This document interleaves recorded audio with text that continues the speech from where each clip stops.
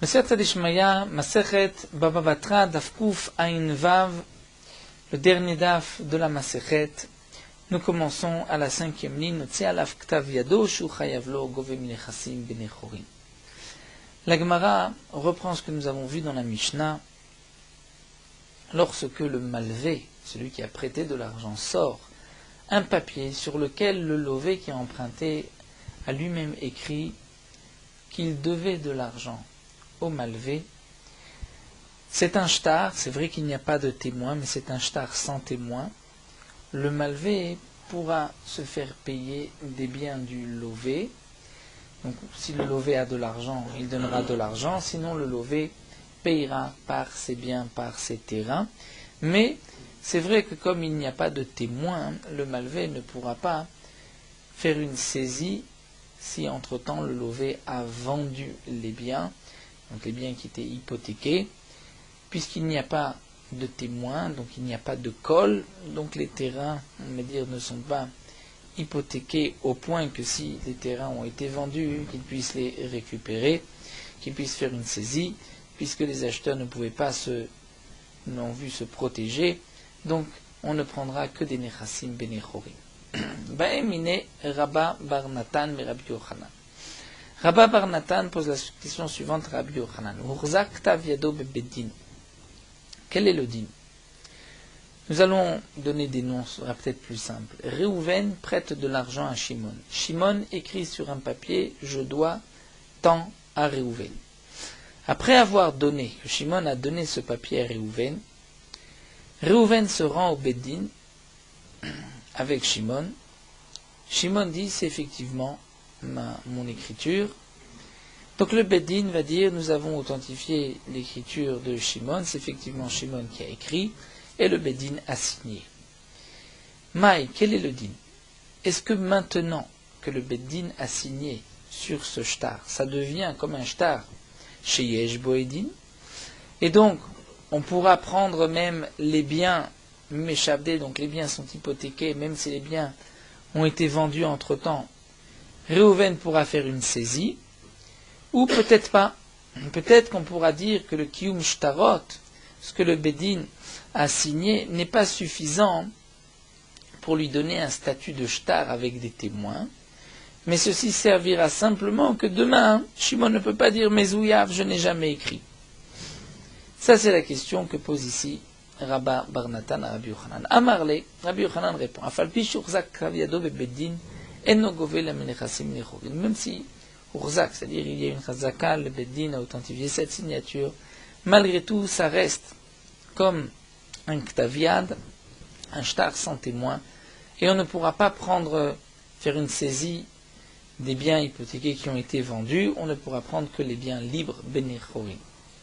Il faut comprendre ici que le Beddin, même si aussi important qu'il soit, étant donné que ce n'est pas le Beddin qui a signé au moment du prêt, le Beddin a juste authentifié la signature, il n'y a pas un col, c'est-à-dire il n'y a pas de rumeur, les gens ne sont pas au courant. On ne peut pas dire que les acheteurs vont se protéger d'un tel achat, étant donné qu'ils ne vont pas être au courant. Donc la question était, est-ce que lorsque le Beddin a signé, c'est comme si j'ai maintenant un shtar avec des témoins ou pas? Et donc Rabbi Yochanan répond que non. C'est-à-dire les témoins qui signent au moment du prêt, ce sont eux qui vont faire sortir un col, un tel a emprunté de l'argent, attention, les terrains sont hypothéqués, mais le Beddin, ce n'est pas donc son rôle, le Beddin va juste servir de preuve que le shtar n'a pas été falsifié. Métiv Ramé Bachama vient objecter. C'est marqué une Gemara dans Gitin, Toseftan, Shlosha Gitin Psulim. Il y a 3 Gitin qui sont Psulim. Psulim, c'est-à-dire qu'une femme ne peut pas, si elle a reçu un tel guet, ne peut pas se marier. Vim Niset, et si elle s'est mariée avec un tel guet, Avlat Kacher. L'enfant est malgré tout Kacher Bedi Avat, c'est-à-dire que ce n'est pas un mamzer. Si elle utilise ce guet pour se remarier et qu'ensuite elle a un enfant, l'enfant ne sera pas un mamzer. Le guet est pas soul, mais Bedi Avad il est Kacher. Velouen. Voici les 3 guetim. Katav Virtav Yado Ven Anavedim. Un homme a écrit le guet de son écriture de sa main, mais il n'y a pas de témoin. Mais malgré tout, il a donné le guet à sa femme devant 2 témoins. Vedi Avad et des Messira Karté. Puisqu'ici nous allons voir que c'est la vie de Rabbi Meir. Bedi Avad, normalement ce sont les témoins qui signent, qui vont faire valider le guet, mais Bedi Avad, les témoins qui sont présents, c'est suffisant. Yesh alavedim, s'il y a des témoins ven bozman, mais il n'y a pas de date.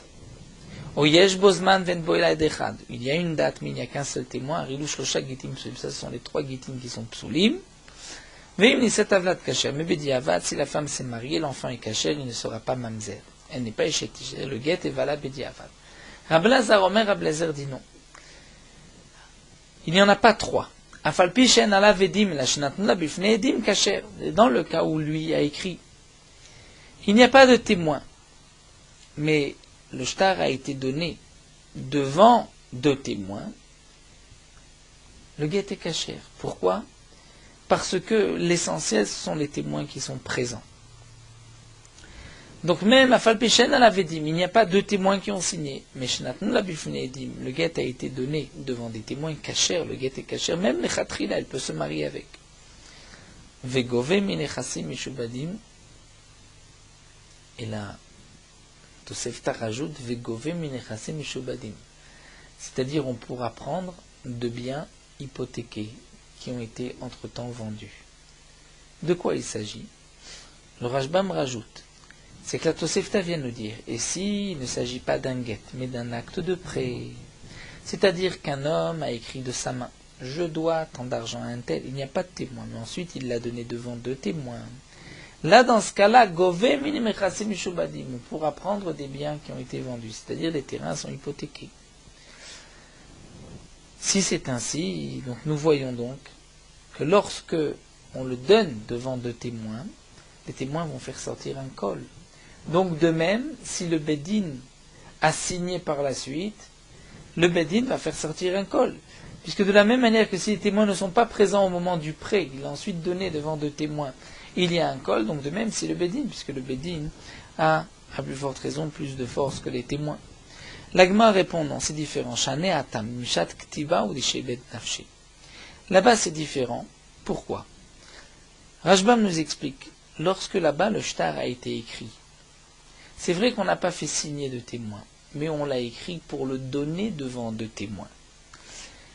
On l'a écrit pour que les 2 témoins soient des Edé Messira, c'est-à-dire au moment où je transmets le shtar, à la place des Edé Khatima.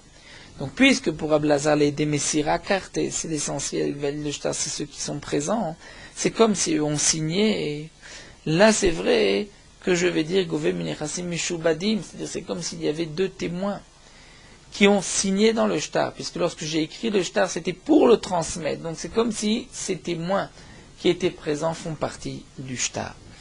Mais ici, dans notre cas, où il a sorti le Ktav Yado, c'est-à-dire que Shimon a écrit « Je dois de l'argent à Reuven », lorsque Shimon a écrit ce shtar-là, c'était pour que Reuven puisse avoir une preuve que Shimon lui doit de l'argent, que Shimon ne peut pas lui dire « Non, je ne te dois rien ou je t'ai remboursé ». Tant que Reuven a le shtar de Shimon dans ses mains, c'est la preuve que Shimon n'a pas remboursé.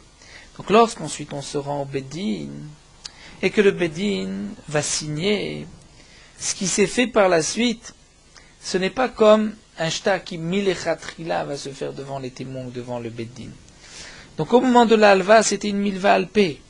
Donc ce n'est pas parce que le Bedin authentifie la signature que ça devient une milva bishtar. Donc ainsi on répond à la question qui a été posée de cette Tosefta dans Masechet Gittin. La Gemara continue à Reva Yotze Lachar Chitum Shtarot, ce que nous avons vu dans la Mishnah, cette marloquette entre Rabbi Ishmael et Ben Nanas, lorsque le Harev, le garant, a signé après la signature des témoins. Amar Rav, Rav nous dit Kodem Chitum Shtarot Govem Nechassim Mishubadim.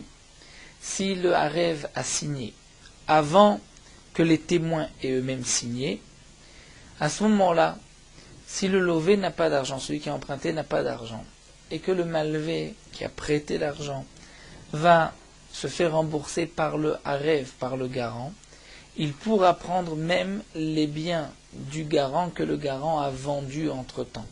c'est-à-dire que les biens du garant ont été hypothéqués. Pourquoi? Parce qu'il a signé le garant avant les témoins. Donc les témoins ont aussi signé sur le garant.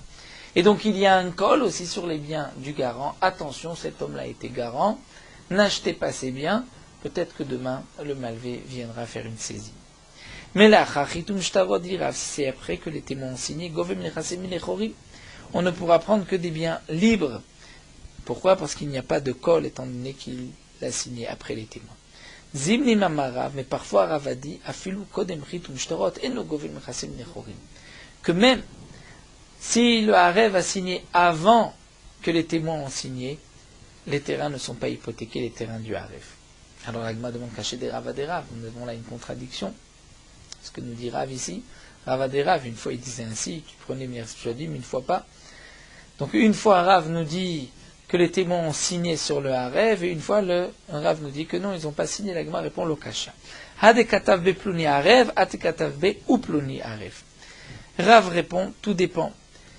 Si on a marqué pluni Harev, un tel est Harev, ou si on a marqué ve pluni. Si on a marqué avec un va ve pluni Harev, à ce moment-là, les témoins ont signé sur cela aussi. Ils ont signé sur le shtar et sur la harvout. Mais si on a marqué pluni Harev sans vav, peut-être que les témoins n'ont signé que sur le shtar et pas sur cette phrase qui est un ifsé, qui est quelque chose de nouveau.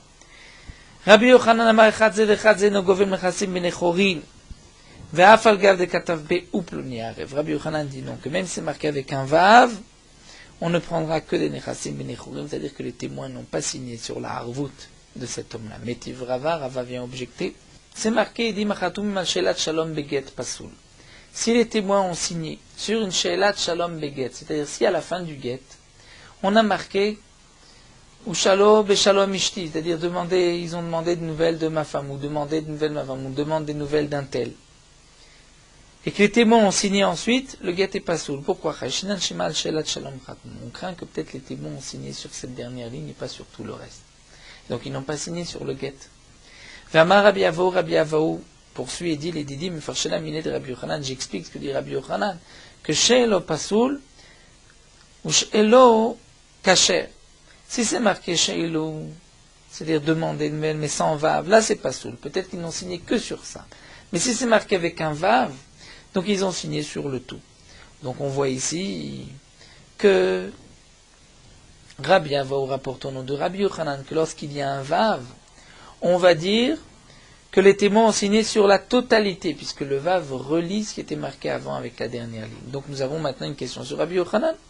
Rabbi Yochanan a dit que même lorsque c'est marqué ou ploni harev et un tel est garant avec un vav, malgré tout, les témoins n'ont peut-être pas signé sur cette dernière ligne. S'il y a un vav, ils ont signé sur tout. La Gemara répond à Chaname de Katav ploni harev. On reprend ce que Rabbi Yochanan a dit, c'est seulement lorsqu'il a dit ploni harev sans vav. Là, les témoins n'ont pas signé sur cette ligne. Mais s'il y a un vav, alors les témoins ont signé. Même sur cette ligne, on prendra Mnechassim Meshubadim. Alors demande à Gemara Yacheinu de Rav. Si c'est ainsi, c'est exactement ce qu'a dit Rav. Rabbi Yochanan n'est donc pas en machloket. Et Malagma reprend, c'est vrai. Vechen Amar Rabbi Yochanan dit, et ainsi a dit Rabbi Yochanan. Maaseh Balifne Rabbi Ishmael, donc nous avons rapporté dans la Mishnah le Maaseh de Rabbi Ishmael et Ben Nanas, bien que Rabbi Ishmael a dit, celui qui est Rotzeh Shiarkim doit étudier Dîner Mamonot et doit être à côté, Ishamesh Shimon de servir. Écoutez le shiur de Shimon Ben Nanas, la Gemara poursuit Amar Rabba Barahana, Amar Rabbi Yochanan. Afalpi Shekiles Rabbi Ishmael Ben Nanas, bien que Rabbi Ishmael a loué les paroles de Ben Nanas, malgré tout, Alacha Kimoto, l'Alacha est comme Rabbi Ishmael et non pas comme Ben Nanas. Iba Eleu, la Gemara pose une question ici. Be Chanok, Mali Amar Rabbi Ishmael. Dans le cas que Ben Nanas a rapporté, un homme qui étrangle, Achonek et Techad Bashouk, où Ben Nanas a dit que s'il lui dit laisse-le et je te donnerai de l'argent, le harev est pas tour. C'est-à-dire il ne s'est pas porté garant, puisqu'il ne l'a pas, il n'a pas prêté de l'argent parce que lui s'est porté garant. La question qui se pose, qu'est-ce que Rabbi Ishmael pensera dans un cas pareil? Est-ce que, comme explique le Rashba, peut-être que malgré tout, étant donné que le garant, c'est-à-dire cet homme qui se porte garant, voit que le lové est en difficulté, il est étranglé. Donc peut-être qu'à ce moment-là, il se porte garant et il s'engage à payer la somme, ou peut-être que non, il veut simplement le sauver de la Hanika, il ne soit pas étranglé, il fait juste une mitzvah, mais il n'est pas garant pour autant, puisque le malvé n'a pas prêté de l'argent, à cause ou grâce à ce garant. Donc Ben Nanas lui a dit que si un homme voit étrangler son prochain, on va dire Réhouven, voit que Shimon étrangle Lévi, et que Réhouven dit je te payerai, Réhouven ne s'est pas engagé. Mais Rabbi Ishmael, que pense Rabbi Ishmael? Peut-être que pour Rabbi Ishmael, il s'est bien engagé, puisqu'il voit que Lévi souffre. Alors la question de la Gemara, c'est qu'est-ce que pense Rabbi Ishmael? Tashma, la Gemara apporte une preuve. D'Amar Rabbi Yaakov, Amar Rabbi Yochanan, Chaluk aya Rabbi Ishmael, Av b'Chanuk. Rabbi Yochanan dit ici que Rabbi Ishmael est en marloquette même dans Chanouk. C'est-à-dire même dans Chanouk, Rabbi Ishmael pense que il s'est engagé. Ce n'est pas comme Ben Nanas qui dit non, il ne s'est pas engagé. Et pour donc Rabbi Ishmael, on prendra malgré tout des nechassim benechorim, des biens qui sont libres. La Gemara poursuit et demande, mais est-ce que Alacha Kemoto en Alacha Kemoto? Est-ce que sur ce point-là, l'Alacha est comme Rabbi Ishmael ou pas? Tashma, la Gemara apporte une autre memra, Dechiate Ravin Amar Rabbi Yochanan, Chaluk aya Rabbi Ishmael Av b'Chanuk, V'Alacha Kemoto Av b'Chanuk. Rabbi Ishmael est en machloket. Même dans le cas de Chanouk, l'Alacha est comme Rabbi Ishmael aussi. Donc lorsque Réhouven se porte garant, parce qu'il voit que Shimon est en train d'étrangler Lévi, pour Rabbi Ishmael, il s'est porté garant, étant donné qu'il voit la souffrance de Lévi, donc il s'engage à payer. Seulement c'est vrai qu'on ne prendra que des nechassim benechorim qui sont libres, puisqu'il n'y a pas de col, donc les acheteurs ne peuvent pas se protéger. Amar Rabbi Yehuda Amar Shmuel, Rabbi Yehuda dit non Shmuel, Chanouk vekanu miyado mishtabed.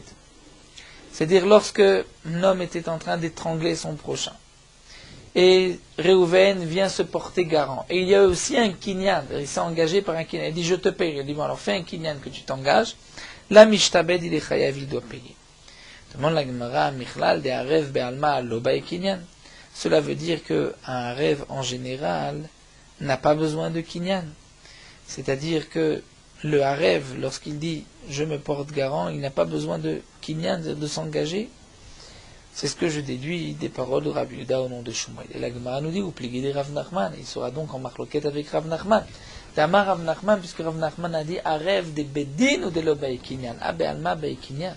Rav Nachman a dit que c'est le Harev du Beddin qui n'a pas besoin de kinyan lorsque c'est devant le Beddin qu'il a pris sur lui d'être garant. Et donc je déduis des paroles de Rav Nachman, Abe Alma Bae Kinyan, qu'en général il doit faire un Kinyan pour s'engager, pour être Harev.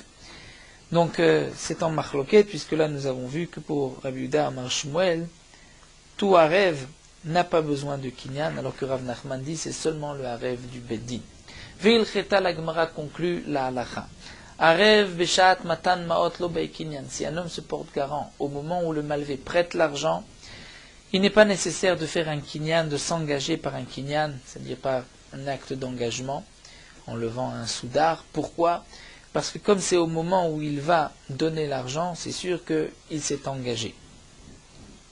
Et donc si dans le shtar c'est marqué, dit Rashi, même après la signature des témoins, il pourra prendre des nechassim meshubadim, donc même des biens du harev qui ont été vendus, puisque le harev s'est engagé même sans kinyan. Machar matan maot.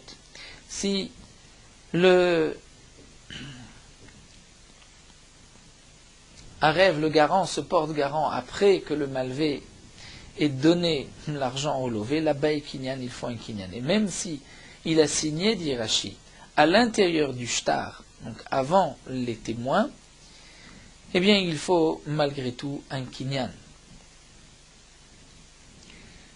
Harev des Beddin, la Gemara termine avec le Harev du Beddin, un homme s'est porté garant devant le Beddin, lo bae kinyan, il n'est pas nécessaire de s'engager par un kinyan. Pourquoi? Des be'ahi ana de mhemanle gamar ou mishabed lepa.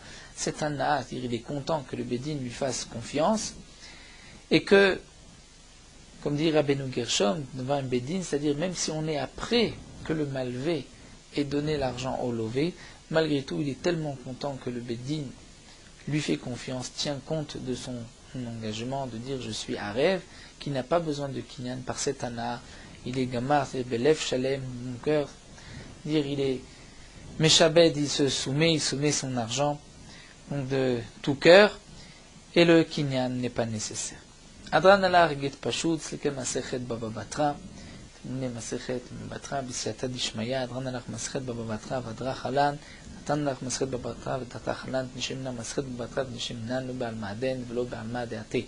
הדרן לך מסכת בבטרה והדרה חלן נתן לך מסכת בבטרה ותתה חלן נשמנה לך מסכת בבטרה ונשמנה לא בעל מעדן ולא בעל מעדעתי. הדרן לך מסכת בבטרה והדרה חלן נתן לך מסכת בבטרה ותתה חלן לא נשמנה לך מסכת בבטרה ונשמנה לא בעל מעדן ולא בעל מעדעתי. Donc nous avons dit que nous reviendrons sur toi, Masechet Baba Batra, que nous avons terminé, nous n'avons pas abandonné cette Masechet, on viendra, on réétudiera la Masechet, et la Masechet de Baba Batra reviendra aussi sur nous. Notre pensée est encore avec Masechet Baba Batra, Masechet Baba Batra est aussi une pensée avec nous, que on ne t'oublie pas Masechet Baba Batra, et que la Masechet Baba Batra ne nous oublie pas non plus.